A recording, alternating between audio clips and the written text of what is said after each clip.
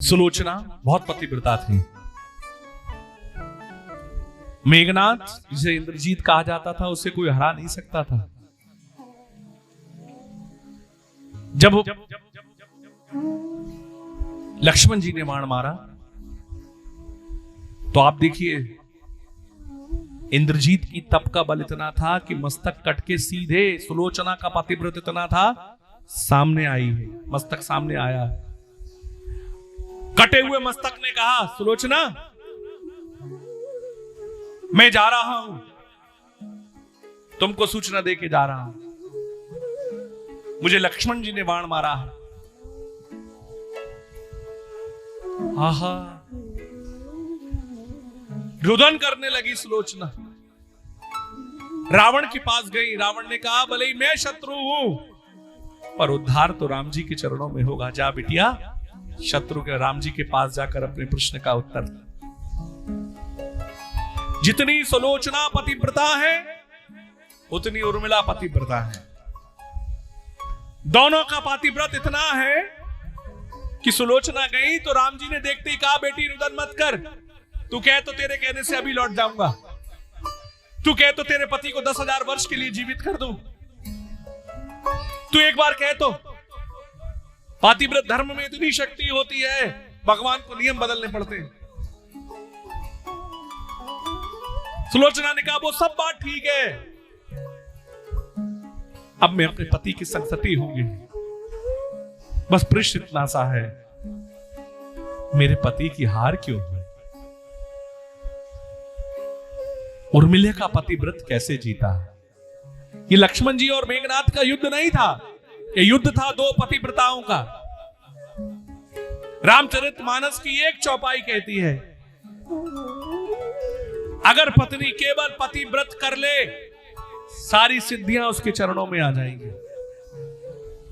मानसूया जी ने पतिव्रत के लिए एक चौपाई कही है, स्त्रियों को कुछ नहीं करना, केवल एक काम। क्या?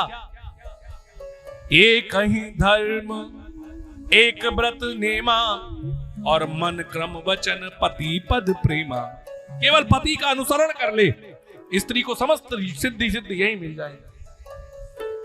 पर प्रश्न कर दिया यहां सुग्रीव जी ने, आखिर दोनों का पतिव्रत बराबर था तो मेघनाथ की हार क्यों हुई? प्रभु ये बताइए।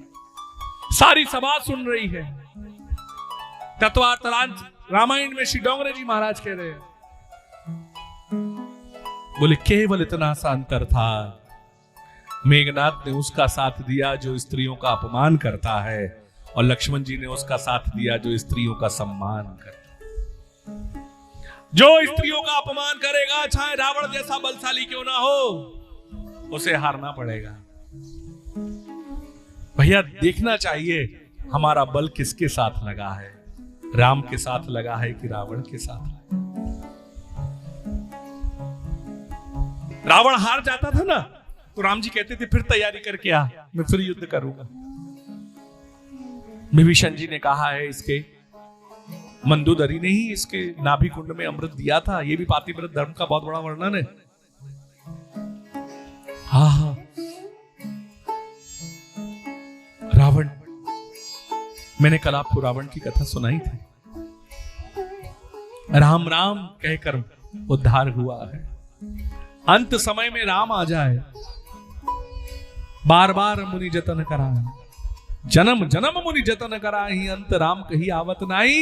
इसीलिए राम जी का नाम इतना लेते रहो, इतना लेते रहो कि लेना नहीं पड़े, अपने आप निकलता जाए, अपने आप निकलता जाए। भगवान लौटे तो अमृत टपकाया तो वानर जीवित हो गए, पर रावण की दूत जो थे सारे राक्षस वो जीवित नहीं हुए।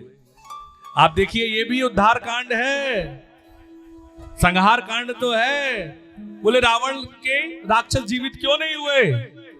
बोले इसीलिए कि जो राम जी की तरफ से लड़ रहे थे वो राम जी की पीठ के दर्शन कर रहे थे, पर रावण की सेना तो राम जी के सामने दर्शन कर रही थी। भगवान का नियम है, सन्मुख होए जीव मोय जबहि, जन्म कोटि यज्ञ नाशई तबहि। भैया इसीलिए जीवित नहीं हुए क्योंकि सबको राम जी का बाण लगा था, और जिसको एक बार राम जी का बाण लग जाता है वो तो साकेत पहुंच जाता है।